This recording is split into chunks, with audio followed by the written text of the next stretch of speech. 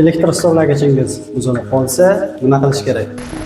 Vazirlar Mahkamasining elektr energiyasi va tabiiy gazdan foydalanish qoidalarini tasdiqlash to'g'risidagi 319-sonli qaror qabul qilingan.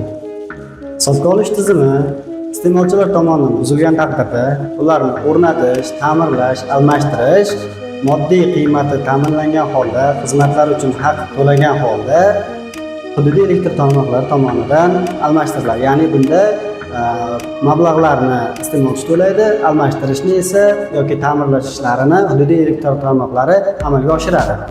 Agarda iste'molchilar tomonidan aybi aniqlanmasa, ya'ni iste'molchilar tomonidan buzib qo'yilmagan bo'lsa, ya'ni qandaydir nosozlik kuzatilmasa, bunday hollarda hududiy elektr tarmoqlari hisobidan to'liq ta'mirlash, uni o'rnatish yoki almashtirish ishlari amalga oshiriladi. Shunday ekan, hurmatli fuqarolar, elektr hisoblagichdan foydalanishda hushyorroq bo'lishingizni so'rab qolamiz. Unutmang, qonunni yaxshi bilgan odamning do'sti qonun. Shuning uchun o'z huquqlaringizni o'rganishda davom eting.